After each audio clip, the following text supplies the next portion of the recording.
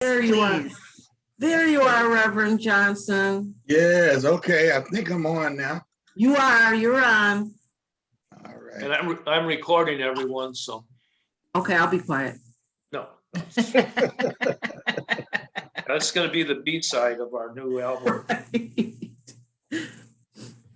All right, let's get rolling, everyone. Good morning, everyone. Thank you so much for coming to the meeting today. This is our third meeting on this topic. And today I kind of want to see what everybody's been doing since the last meeting. And so I'd like to start with doing introductions. If you could tell us what organization you're with, of course, your name, what organization you're with and your role at that organization, that'd be great. So Dr. Nance, do you want to start? Yes, I'm Fred Nance, and President and CEO of Click Services, not-for-profit and housing. Great. I'm Wonderful.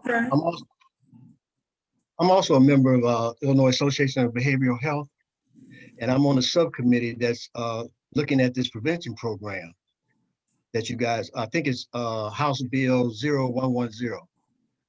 I don't know if you guys, Okay. I don't know if you're discussing that today, but I want to talk with Representative LaShawn Ford so I can get some input about what his strategies are, so I can be able to present it appropriately to the subcommittee. Okay. So today we're going to be, go ahead, Lee. I was going to say, we have some people, including myself, on the legislative committee for the task force. So if you want, I can stay on. If you're going to stay on for the full meeting, I could stay on afterwards, and we could explore, or you could give me a call. I'll put my information in the chat. My little chihuahua has a doctor's appointment at 11, so I'm gonna get on the phone with you guys. Okay. While I'm on my way. All right. All right. So Thank you, sir. I'll put something in the chat so we can talk. Okay. All right. Thank you. I need to get you guys positioned. Okay. Because I want this to work. Gotcha. All right. And we know how the smoke field back rooms work. You know what I mean? So I need to know your position. Yeah. Awesome. Awesome. Carry on. Thanks. Mm-hmm. All right, Francisco. Good morning, everyone. Good morning, Ms. V. Good morning. Yes, Francisco Felicianes, events manager here at Bethel New Life, and I'm also a consultant and recovery coach for Chicago Recovering Communities Coalition. Thank you. Thank you. Reverend Johnson. I'm Reverend Tommy Johnson. I am executive director and organizer of the Outside the Walls Ministries, longtime community. I don't want to say activist, but participant. I worked for years. I worked for interventions. I worked for TASK. I worked for a lot of agencies prior to my retirement.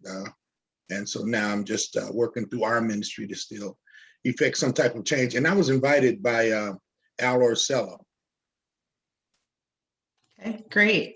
Wonderful. Leslie. Hi, everyone. I'm Leslie Balnick. I'm a senior consultant for Ammon Labs. I've been, here in Chicago, worked in behavioral health as a senior administrator for many, many years. And we're here to, we're just committed to the West Side, always have been. And so here we are and ready to discuss our favorite topic, fentanyl. I'm kidding. It's a bad, that was a horrible joke. But anyway. All right. Andy Decker. Morning, Andy Decker. I'm the business development manager with Ammon Labs. Basically means I'm the liaison between the laboratory and the facilities. Great. Matt. Morning, Matt Ashley, intake and outreach coordinator for the Way Back In. Right now, my main responsibility is trying to find properties around the Chicagoland area to open up another Oxford house for our residents with history of opiate use. Ooh. Great. All right, Marshawn. Marshawn Feltus, Austin resident. Yeah. Welcome, Marshawn. Taylor. Good morning. My name is Taylor. I am an administrator at Task. I just started about a month ago, a little over a month, and I'm working on a new program, hopefully to connect some of our clients with medical and MAT treatment. Wonderful. All right, Peter. Task Peter. Yeah, good morning. Good morning, everybody. I know we have two like name individuals, but thank you again. Peter Guppy, I'm with Task. I actually work out of one of the offices that Taylor works out of. I know she's kind of all over the place in our organization. I work in the Family Recovery and Reunification Program. And as I was speaking earlier to a couple of our members of this committee, I'm starting to work off and do some spot testing on fentanyl and fentanyl screens with individuals with backgrounds with opiate use and also individuals without a background of opiate use, just to try to see if we're catching any individuals that may be inadvertently using opiates or fentanyl, primarily fentanyl, of course, that's laced either with cannabis, cocaine, and any other substances we may be tracking through it. Wonderful. Thank you, Peter. All right. Where'd the other Peter go? There you go. Peter? We'll see if I can. Hi, I'm Peter Moynihan, co-founder of Chicago Drug Users Union, Drug Users Health Collective of Chicago. Also do a drug checking with the infrared spectrometer and mass spectrometer at Chicago Recovery Alliance.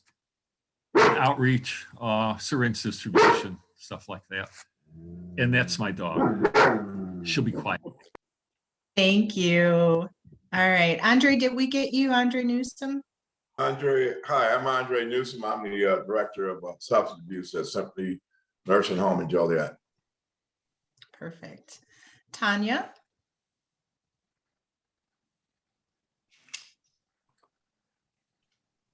Tanya Bibbs? Okay, we'll come back. Christine? Hi, my name is Christine Nolan. I'm an intern at the Way Back Inn, and I'm happy to be here with all of you. Thank you. Solomar? I Hello, hope I pronounced that everybody. correct. This is Tanya. I'm sorry. That's okay. Hi, Hi, Tanya. Welcome. I'm the thank you. I'm the regional outreach coordinator for criminal gambling. Okay, great. Solomar?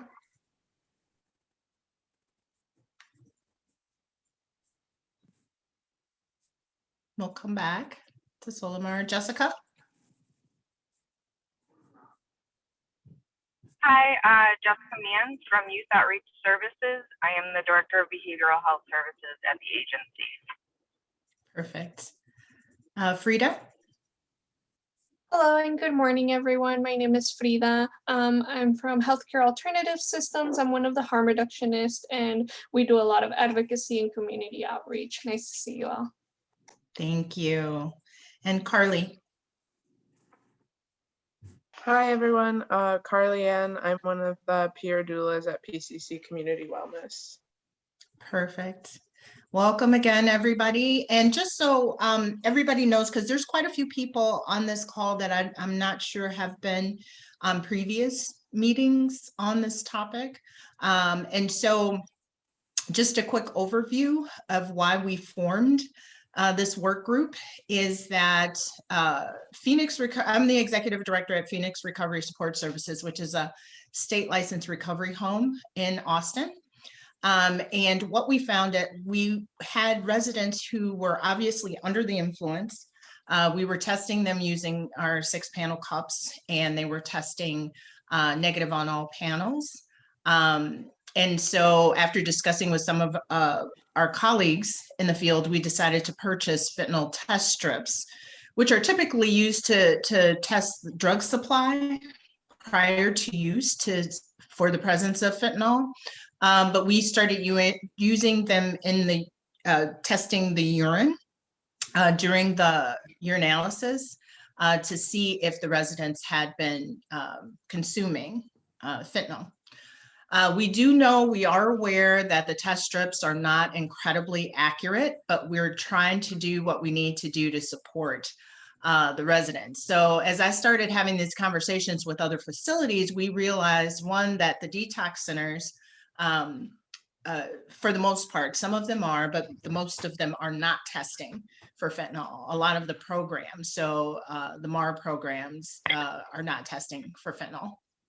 And so we formed this committee. I reached out to Lee, like, what can we do? We need help with this. How can we move the needle to get facilities to test? Lee connected me with Leslie, who's like works with Ammon Labs and has the information around testing. And then we formed this committee and found that other facilities were having this issue. Fentanyl is just running rampant in the communities we serve, and with people with SUD. Sometimes they're aware that they're using fentanyl, sometimes they are not. So that's why we formed this committee. So hopefully that's a good kind of background, so you know what we're talking about today. So Lee, if you could put up the agenda again, that'd be great. So basically what I wanted to do is, if you're on the call and you are with a facility, if you could let us know what you have done since our last meeting. Have you had those discussions with your facility, with your organization, with your staff, with the administrators? Have you reached out to Ammon or any other lab to get more information on testing? And as a result of the conversations, have you made in your organizations changes in processes or procedures? So if we could go around and do a quick check-in, kind of raise your hand or just jump in there. There's not that many on the call, so if you don't, I'll call on you.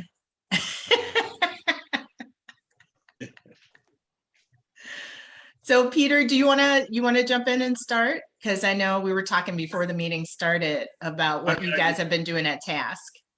Yeah, no, great. Thank you. I want to give a chance for anybody else, but no, thank you for that, Vanessa. Yeah, what I'm trying to do myself personally is just breaking off one small group of case managers that are in the field and doing field work throughout the Chicago metro area.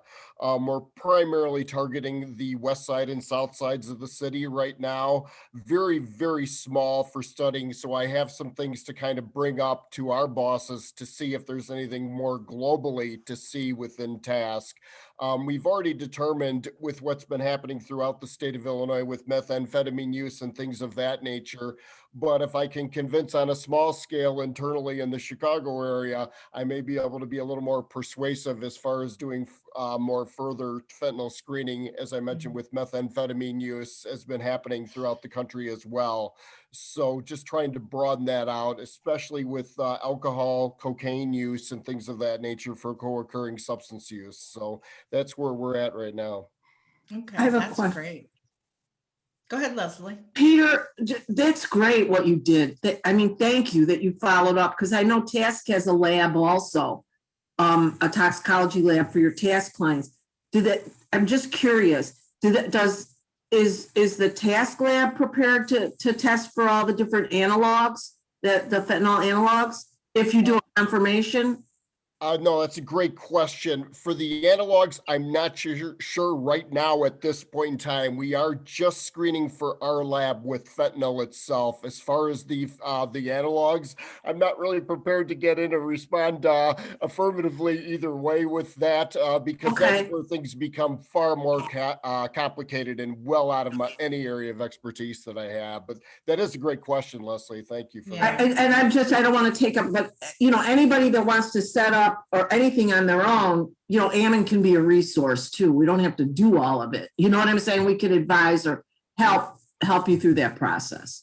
Well, it would be great. Yeah, if you could email me or just through the chat, send me some information on that. I'll certainly follow up. But thank you for the offer, Leslie.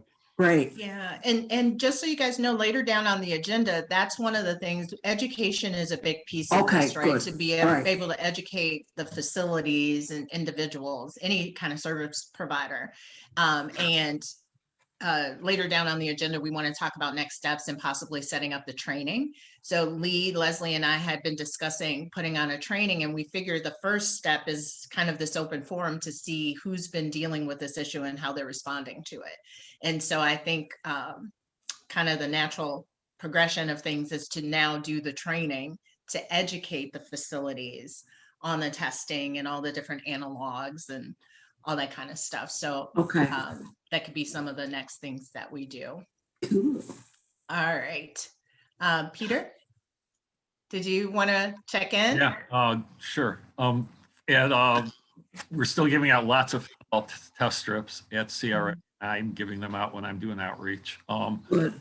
We're finding with our testing, we're certainly finding that typically everything is fentanyl, lactose, mannitol, or quinine.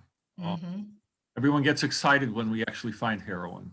I mean, it's there, but fentanyl and the mixes are much more common, it would seem.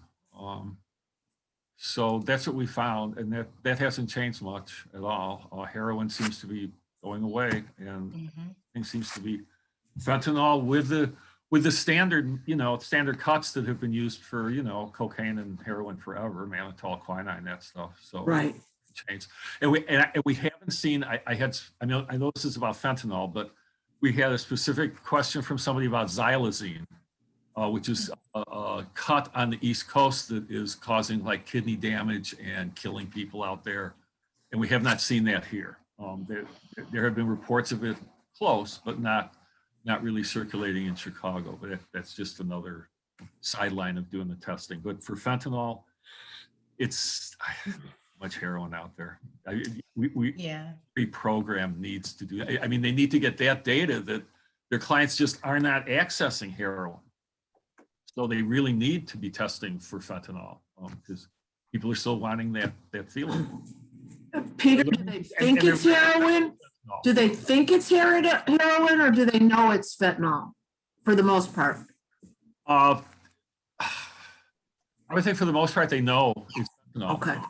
And they're just dealing with it. In fact, some people have preferred fentanyl. They since fentanyl has been so ubiquitous, new users don't have much experience, and they're just used to that quick acting, knock me out kind of fentanyl feeling rather than with the heroin. I mean, I would want to paint this room if I was doing heroin.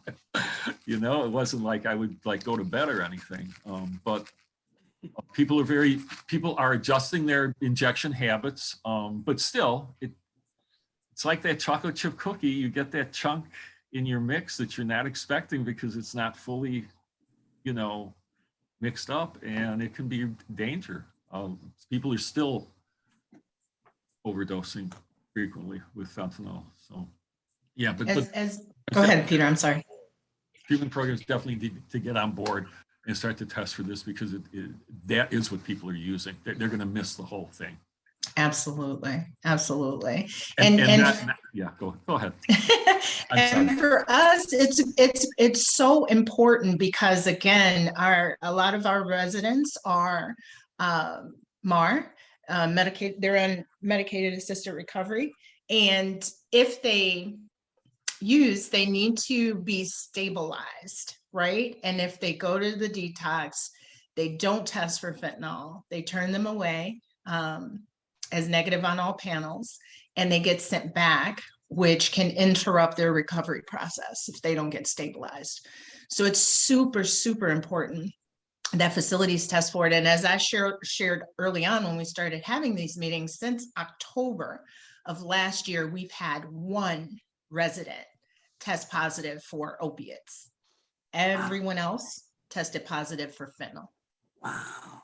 So since October, there's been no heroin in the drug supply that our residents are accessing. So anybody else want to share what their facility has been doing since our last meeting? Again, conversations, changes in processes, conversations, or getting information from labs regarding testing for fentanyl. This is Ben Price from Lawndale. Hey, Vanna. Hi, everybody. Hi, Dr. Price. How are you? I apologize for being tardy to the meeting, okay. But this was, I just wanted to say a couple of things. What we've been doing, both at Lawndale and at the stabilization unit over at St. Anthony. And I just wanted to say, I think last time we met, I don't know if it was a week or two ago, something Peter said, I tried to give him a little amen. But I think this is really I think if anything comes out of this that steers the policy advocacy, and then, you know, for the work we're doing on the provider end, I think he said, at least it's how I interpreted it. Forgive me, Peter, if I'm paraphrasing you incorrectly, but I think it's so important that we treat the person and not the lab test, right? So in many ways, if a patient comes in to the clinic, what I've been helping educate and train all of our providers that prescribe buprenorphine at Lawndale is, regardless of what their urine drug screen shows, you need to be listening to the patient. If they're telling you they're using heroin, they're using heroin. They may not know that they're using fentanyl, but they think they're using some form of opioid, right? If they're in withdrawal, same thing. You can clearly see that. Be a clinician. Use your physical exam, use your history, and treat them in an evidence-based manner, which is to prescribe medication, to engage them into counseling and group therapy and the supports that they need. So regardless of testing, we need to always do that, because I think that is so critical, and we lose that sometimes when we get into the weeds. So for some of our less experienced or newer providers doing this, I just keep trying to reinforce that, because they look at a urine drug screen and they get very confused when it's all negative. So anyway, so that's that. More practically speaking, we just started piloting using some fentanyl strips. What we've been doing historically at Lawndale is sending it out. And that's helpful. It comes back, and then I can tell my patient, you know, at their next appointment, hey, you tested positive for fentanyl, and we go through, again, safety precautions and what that means. And but a lot of times we're educating them too, like, listen, we know that the overwhelming majority, if not all, of the heroin in Chicago is contaminated with fentanyl. So we're trying to teach that to our residents, our patients, and a lot of it until they know that the risk has gone up. But anyway, it's been great to use the point of care fentanyl testing because it's triggering, I think, particularly amongst, again, we have 30 providers prescribing buprenorphine. So it's triggering, I think, a lot more real-time harm reduction counseling, and really emphasizing every visit. Hey, do you have Narcan?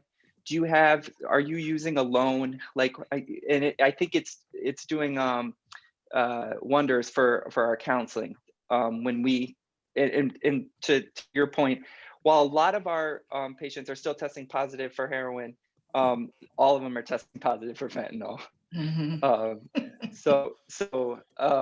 It's actually pretty enlightening for the providers as well. So that's what we're doing there. And then what we're going to try to do is just translate that over to the stabilization. And so make sure that they have point of care testing. What I'm trying to reinforce with the emergency room and with our crisis workers, who are the two entry points in the stabilization unit at St. Anthony, is, hey, listen to the patient, and listen to, if they're coming from a recovery home or from a residential program that said, hey, they have to come to stabilization unit because they tested positive for fentanyl or for opioids. I don't care what their drug screen says. You need to call the attending provider, and all of us are trained then to, admit those patients.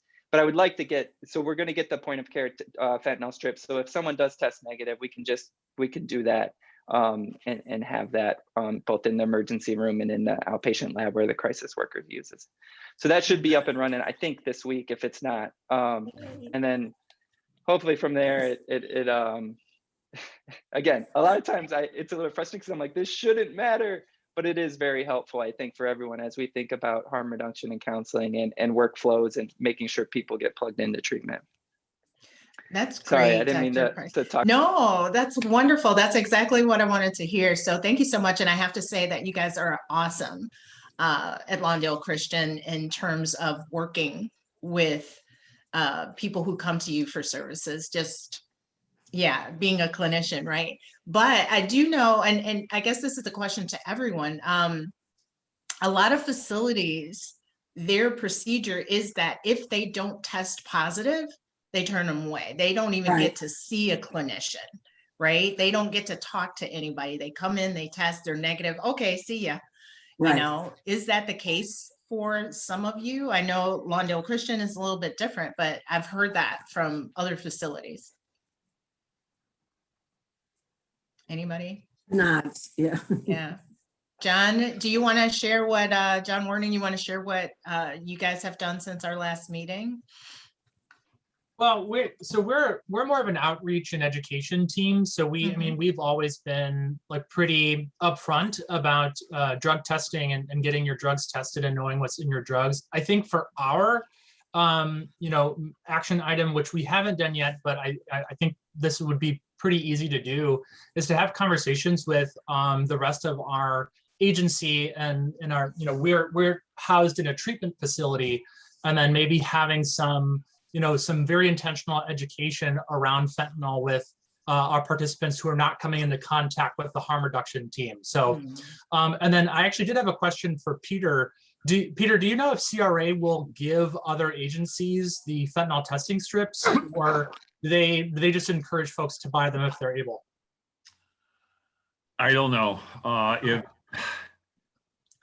It can be difficult when agencies with big budgets of their own come to us and ask for stuff without a barter system. I'm speaking way out of turn here. I'm not an employee there or anything, so I'm really speaking out of turn, but I've been there enough times to know that if you're an agency with a lot of money, come with a bag of goodies if you expect some goodies from us.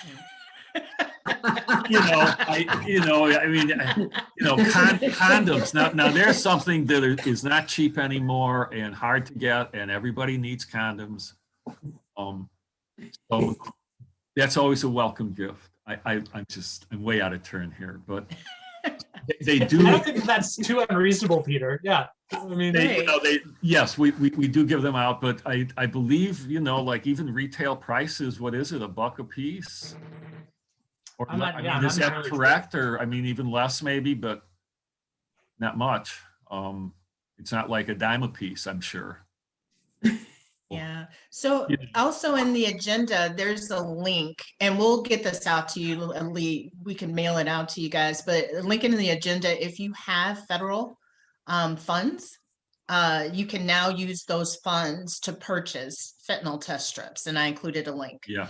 So there's two scenarios where you can use these federal funds. One is if you are, you have a overdose prevention program, you can use those funds to purchase fentanyl test strips. Also, if you have a SOAR grant, so if you are a recovery home, you can use those funds as well to buy fentanyl test strips. So that was great news for us. So yeah, that is one way that you can get them if you have federal funds.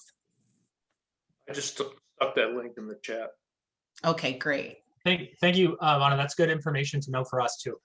Absolutely. Absolutely. Anybody else want to share what their facilities have done? Conversations, again, that you've had internally, changes to procedure. Yeah. Well, we're not that in depth. I'm working with AAA BMA. Oh, okay. On the focus study of it, I guess. And so my participation is more knowledge-based, and then to see where I can insert myself. But I do crisis work for an organization in Austin. And so one of the things that I'm looking at to kind of see the resources that we can provide to families, because we don't just service the victim, but also the family members, especially in the case where there's teens and they have parents or people in the household that have addictions. And so what resources we can provide to them. And then for the guy that also brought up the issue of condoms and things like that, a small kit with these type of things in there to distribute to people in need is a key thing. And so to look for these type of resources, to know where to go in case of need, even for like the Narcan kits and things like that, just like where is the go-to, because I've seen a decline in places in Austin that were distributing things like condoms and other small necessities that people would need. And so again, for me, it's knowledge-based building and to see where I can pool resources and to see where I can then insert those into areas where I know people need them. You're in the right place, Marshawn. We'll get you on the task force mailing list so you could keep abreast of everything that's happening on the west side around this issue, substance use disorders. Okay. Anyone else want to share? All right. So I guess we'll go ahead. There's somebody else trying to come in. Lee, can you put the agenda back up again?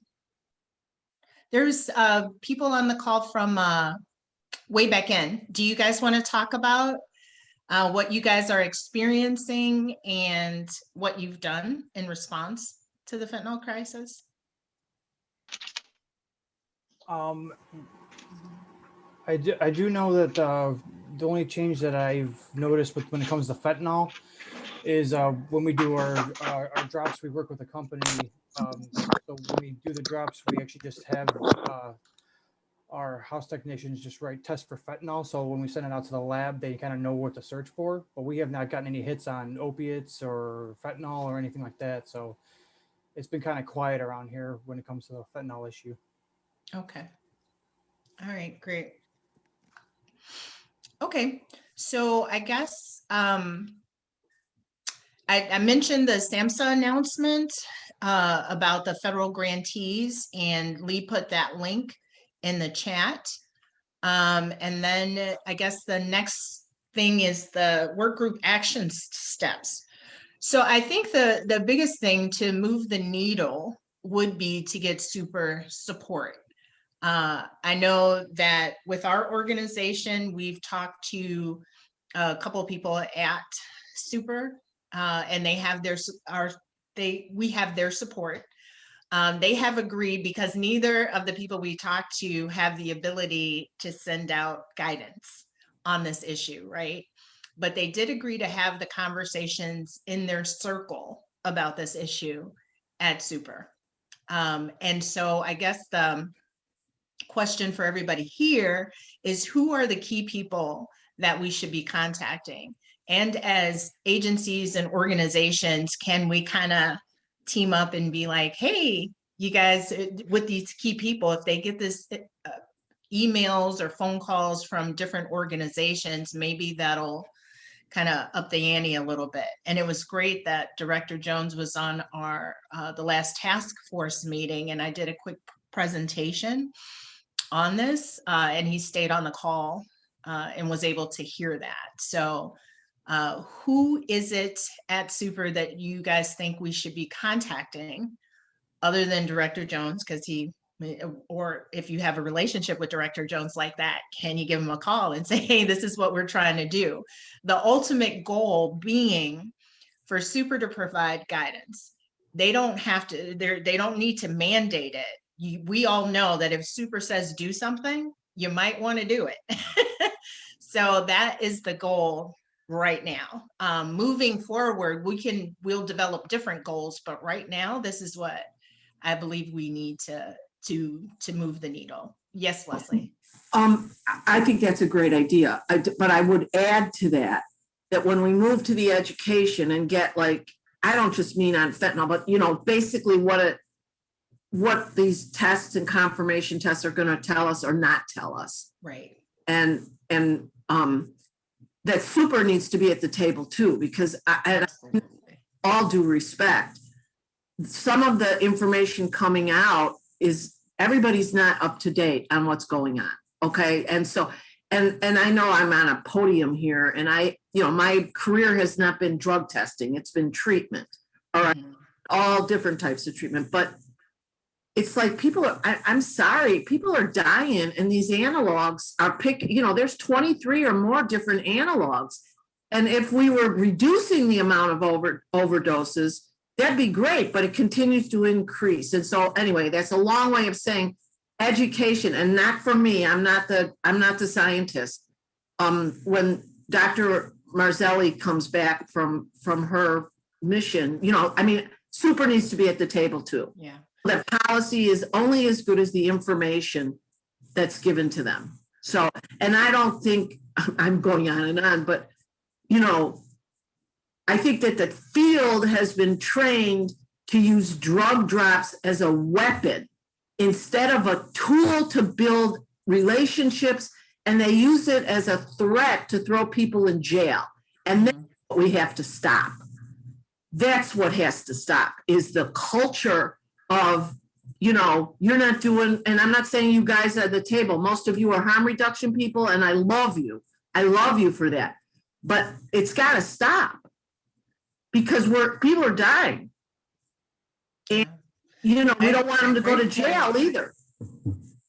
So anyway, that's Great points, Leslie.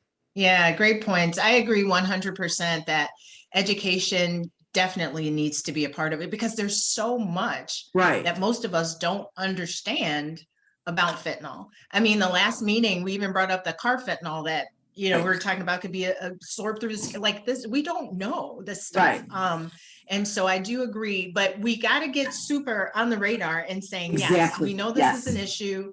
And then we get them, okay, we're going to have a training by these scientists and you guys need to be there. So you Right. can hear the science, right? And then we can share, the organizations can share what we're experiencing on the front lines, because like you said, people are dying. And most of us here, it's all been about, we want to give the people the support they need, right? So they can be stabilized, they can be educated, they can get all the stuff they need so they can continue the recovery process.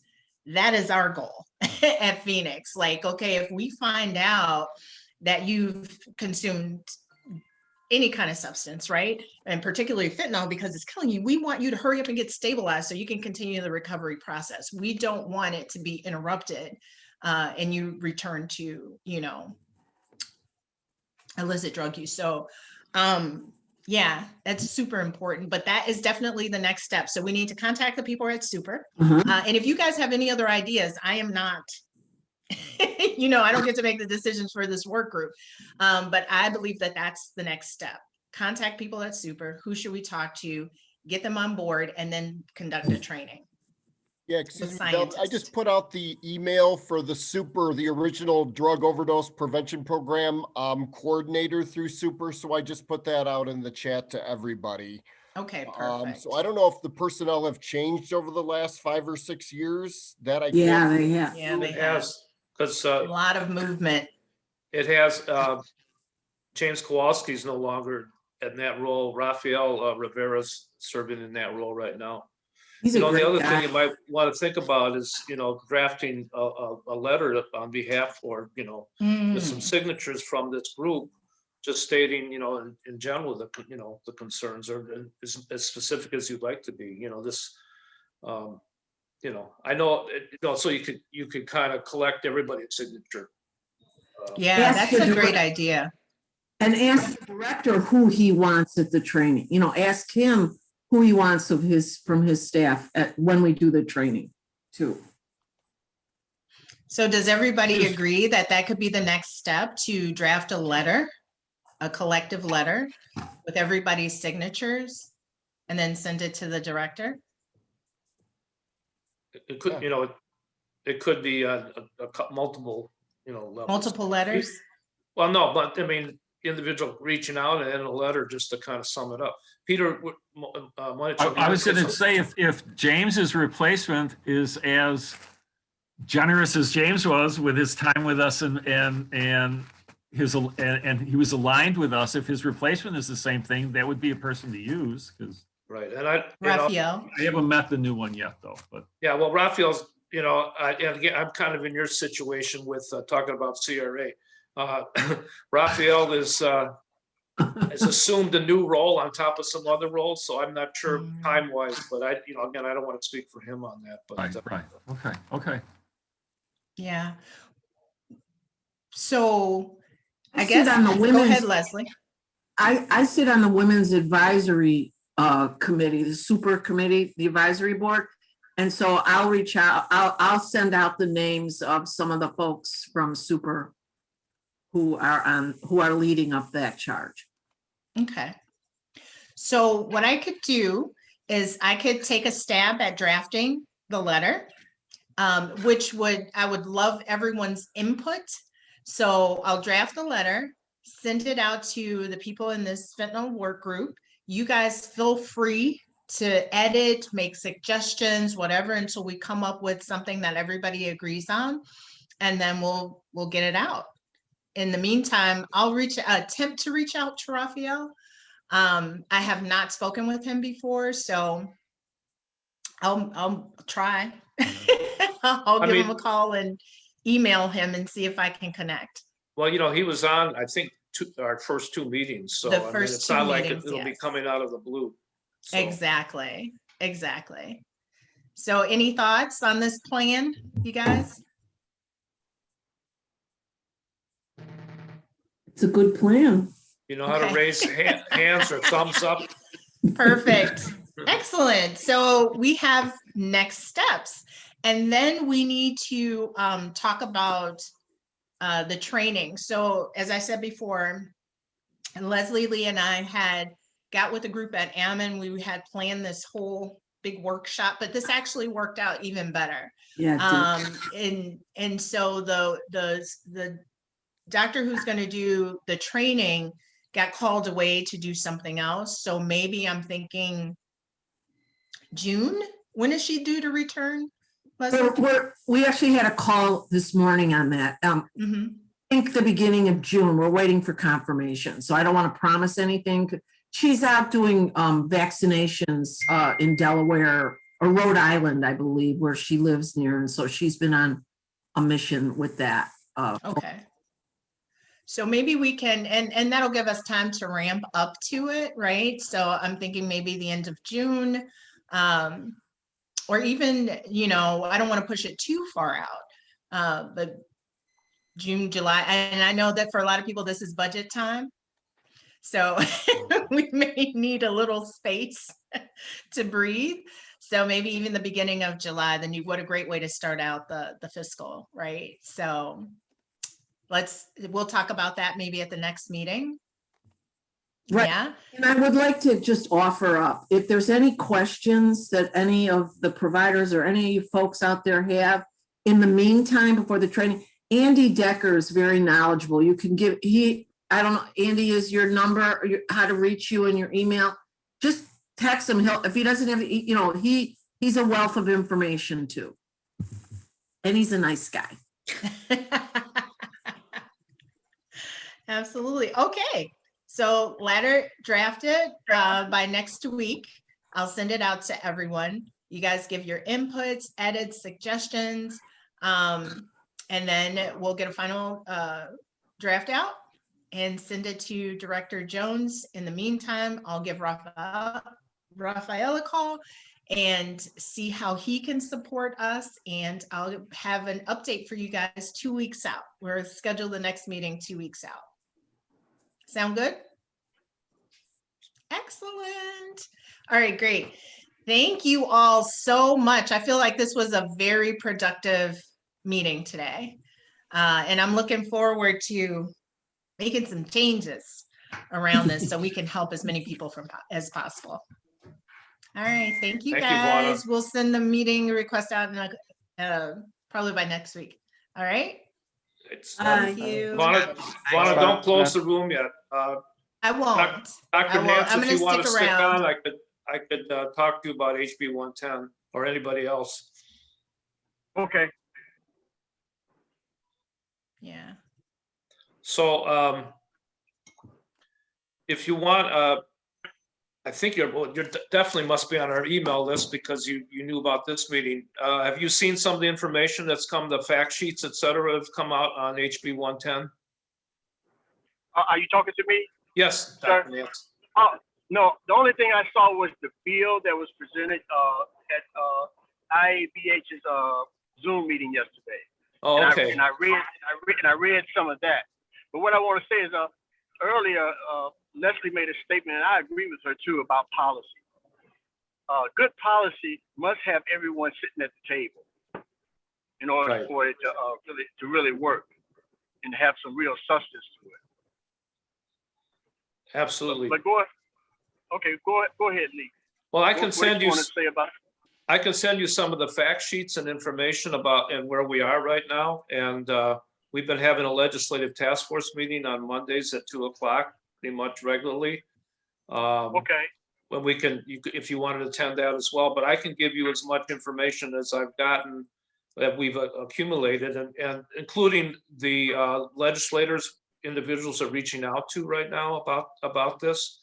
What happened when it was heard on the floor, you might have heard that yesterday, that 47 votes were for, but it wasn't enough to get it out of the House. So, but it was enough to be tabled for consideration later. We don't know when it's going to be heard again, but we're about 13.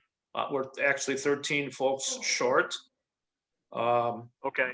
So folks are reaching out. I mean, and if the Illinois Behavioral Health Organization, I think I may be not throwing the right title out there, but your all involvement is going to be crucial. Yeah, and I know that, and they're not taking a position one way or another right now, and they're thinking that it's not going to. They're thinking that it's not going to get go anywhere this session. Right. Because what they're looking for, what they didn't see was data. And I agree that you have to have some data there to support what's coming. But then but some of us talked about a pilot program. And I think that would be great because the people that were on this call today, they have some data that needs to be put out there about, like Leslie was talking about the deaths from fentanyl, but there's got to be other deaths that are occurring too that could support the bill, so that you can have something to show individuals that it's worth it. One of the things they did like was that it wasn't calling for any funding, which I don't know why that matters, because it should be some kind of funding. But I don't know. Well, I mean, right. I mean, first and foremost, it's just directing IDHS to begin the regulatory work. Right.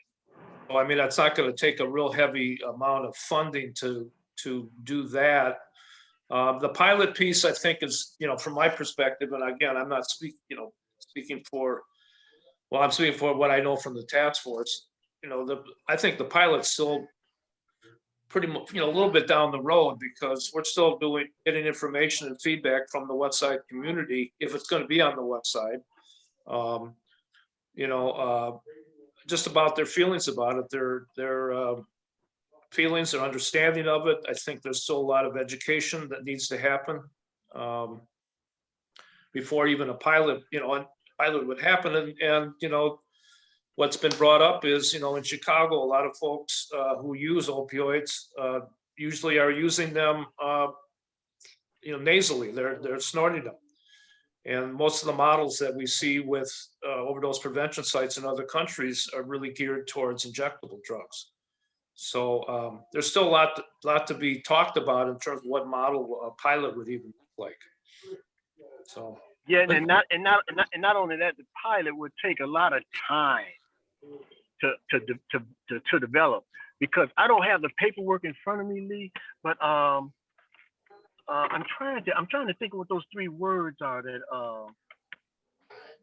that they talked about yesterday, that they weren't really, that was unclear to them. I think they just need more information. Sure. Because I'll be glad to send you what I have, including some of the the regulations, actually the whole set, the framework of regulations and requirements that come from Canada. So you can see kind of the breadth of what really has to be in place, or what some folks have put in place to even guide OPSs. Well, you know what? I'm glad you brought that up, Lee, because I didn't say much. I was doing a lot of listening because I don't know a lot about it, so I have to listen first and find out what's going on. But they were looking for data coming from the United States rather than another country. It appeared to me yesterday, and this was my limited knowledge about everything, that they don't have enough information or may not want to buy in.